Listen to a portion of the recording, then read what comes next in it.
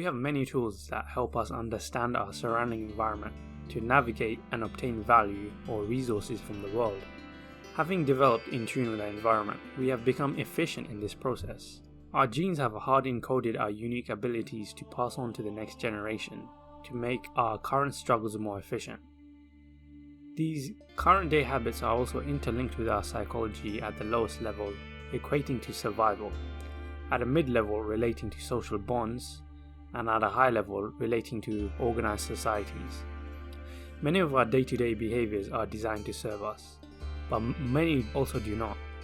For example, our bodies are designed to find high-calorie foods tasty to ensure that we consume more of them, which will help us survive in times of famine.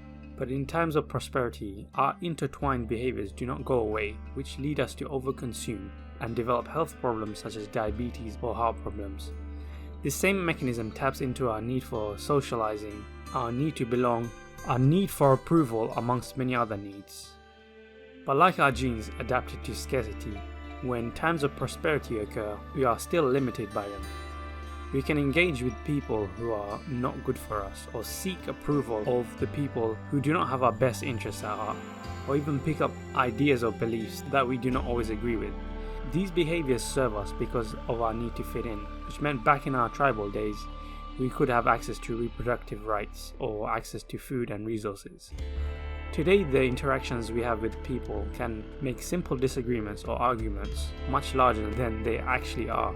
The intensity we experience can seem more real in the moment than actuality when we look back at it in retrospect. This is because back in our past, if we did actually have a dispute, we could get ostracized or get kicked out of the tribe and even killed.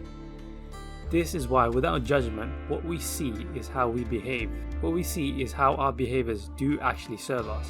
But also, by understanding our limitations, we can see how what we can take proactive actions towards can help us create the world we want to live in. We do this by taking practical steps in our reality. We will want to ask ourselves, what habits do we engage in that, when we critically assess, do not actually serve us or have become a behavioral pattern out of habit.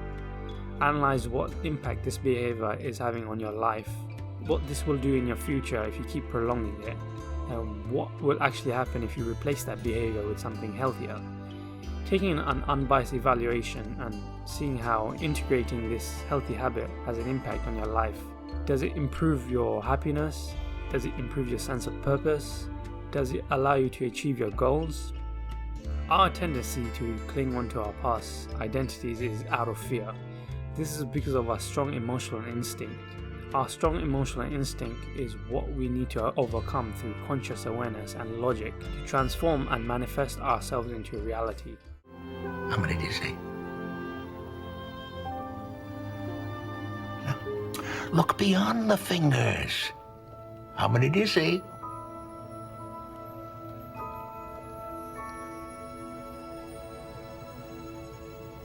Eight. Eight. Yes. Implementing this new reality or change can be a challenge to realize. This is because our identification to the past, alongside the space required to manifest this change, will require you to change what you are currently using, and that which is keeping you locked into your current identity. To create change, you must take a grip of your current reality and gravitate towards your new reality. Once you take your attachment off, you'll be free floating in uncertainty, because we have nothing else to fall back on until we reach our new change. The more we do this, the more experiences we pick up, the more confidence we gain in our abilities and in navigating the world. Humans in modern societies have found much comfort within the bubbles and echo chambers. And when we compare our level of certainty in our buildings, grocery stores, public transport, government, to wild animals that do not have any of these guarantees, we see that yet these animals in nature are always able to find their resources and navigate an unforgiving world. They have a natural instinct and confidence to deal with uncertainty. After you have built enough faith and have dealt with uncertainty, you will be able to let go of the past, which is when you create the space for the future. This space can only take place after the fragments of the past have settled down, because you will have the urge to go back to your past, which is actually the most crucial point where you need to be focused. With the energy from this urge, you will have to transmute that behavior in order to anchor it within or into your new reality and continually work towards it until you have enough momentum set in your sails to allow the winds to thrust you towards your desired direction. Like a rocket that uses most of its fuel at the initial start, or an aeroplane that needs enough momentum to get into the air, the ability to coast happens when enough momentum has built up from the initial start. This is the point in which your urge to cling to the past will be anchored into your new conduct, and if it is a healthy change, you will see the benefits further revitalizing and motivating you to stick to your new empowered state. You will have achieved something that makes your activities much easier, that transcends the old paradigm, and that new ability is passion. Slow down for a second. Is this boring to you? No, I like it. Yeah, well, I love it. Everything that's good that's happened to me in my life came because of that. I might not do everything great in my life. Okay, I'm not perfect. I'm not the best husband, and I'm sorry if I wasn't the best father. But I'm good at this.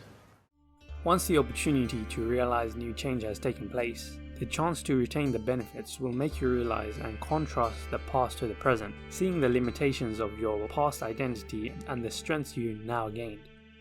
But more importantly, you will be able to identify the trends and principles of success that can follow into other areas of your life.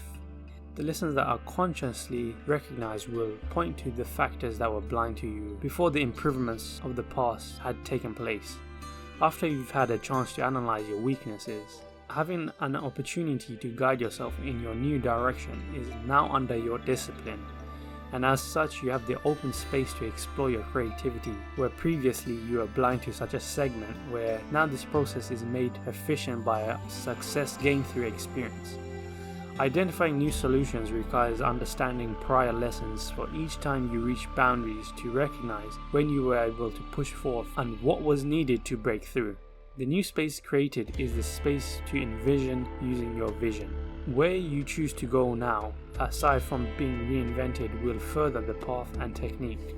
Whether we all realize it or not, we all have needs to fill. These needs have different attributes to our behavior, as well as fulfilling different psychological requirements that make up our identity. The need for autonomy, the need for competence, the need for relatability makes up this hierarchy of our base needs. Once they are fulfilled, we are happy. We have the ability to focus, and we have the opportunity to grow.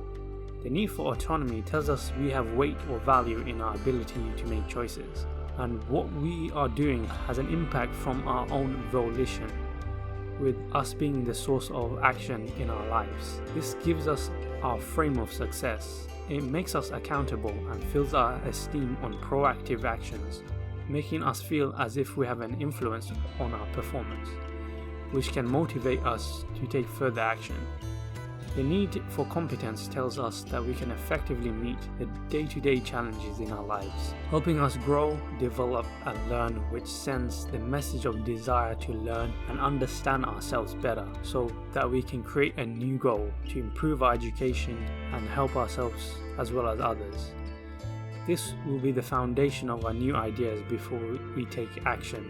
It will assist us in acquiring new philosophies that we can group together to recognize trends in our collective ideas, which can help us innovate and improve upon our creativity. And finally, our need for relatability gives us our primal need for our sense of belonging.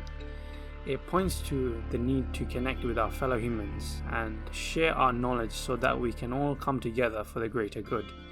Taking the time to understand the values of others will be important to fulfill in this area to help align objectives and find common goals, which will be the foundation to motivate collaborative work.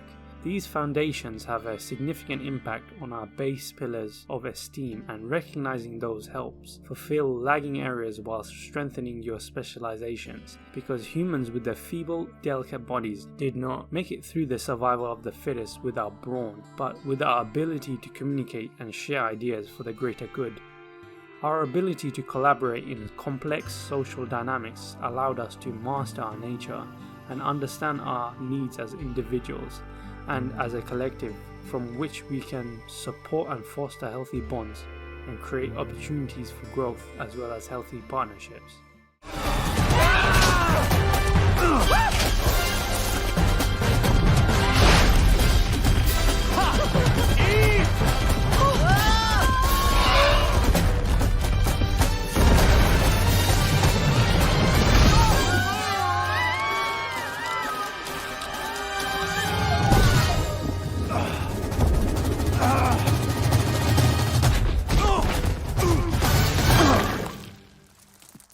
Who's hungry? Rewards are natural motivators to enforce change, and a way to meet your needs to keep you interested in your performance.